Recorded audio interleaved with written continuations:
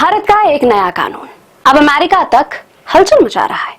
क्या church, school और अस्पताल जैसी संस्थाओं की संपत्ति पर सरकार का नियंत्रण हो जाएगा? और आखिर मिजोरम के मुख्यमंत्री को केंद्रीय गृह मंत्री अमित शाह से मुलाकात की जरूरत क्यों पड़ी?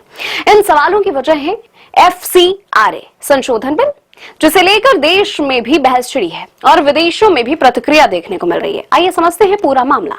सबसे पहले समझिए कि FCRA क्या है। FCRA यानी कि फॉरेन कंट्रीब्यूशन रेगुलेशन एक्ट।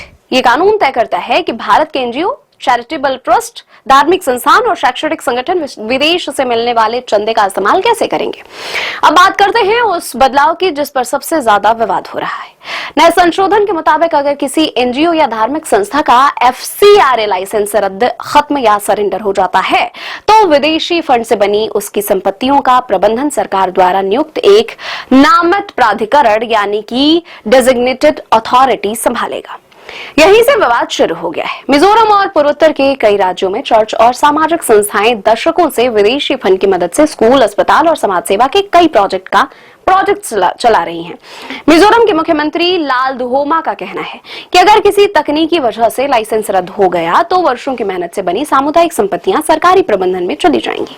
इसी चिंता को लेकर उन्होंने केंद्रीय गृह मंत्री अमित शाह से मुलाकात की मांग की है। लेकिन मामला सिर्फ भारत तक सीमित नहीं रहा है। इस बिल पर अमेरिका से भी तीखी प्रतिक्रिया सामने आई है। अमेरिका में रिपब्लिकन सांसद राइली मूर ने आरोप लगाया है कि कानून ईसाई चैरिटी संस्थाओं और चर्चों पर नियंत्रण बढ़ाने की कोशिश है। उन्होंने यहां तक कहा कि अगर यह बिल इसी रूप में लागू हुआ तो भारत अमेरिका संबंधों पर भी असर पड़ सकता है। भारत सरकार का कहना है कि इस बिल का उद्देश्य किसी धर्म या संस्था को निशाना बनाना नहीं है। सरकार के मुताबिक ये संशोधन सिर्फ विदेशी फंडिंग में पारदर्शिता बढ़ाने, मनी लॉन्ड्रिंग रोकने और नियमों का पालन सुनिश्चित करने के लिए लाया जा रहा है।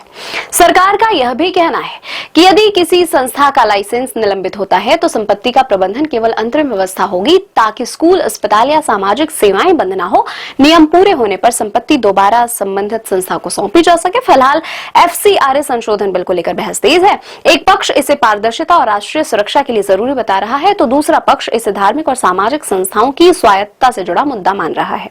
आपकी क्या राय है? क्या FCRA में यह बदलाव जरूरी है या इससे एनजीओ और धार्मिक संस्थाओं की मुश्किलें बढ़ेंगी? कमेंट करके अपनी राय जरूर बताएं। वीडियो पसंद आए तो लाइक करें, शेयर करें और चैनल को सब्सक्राइब करें।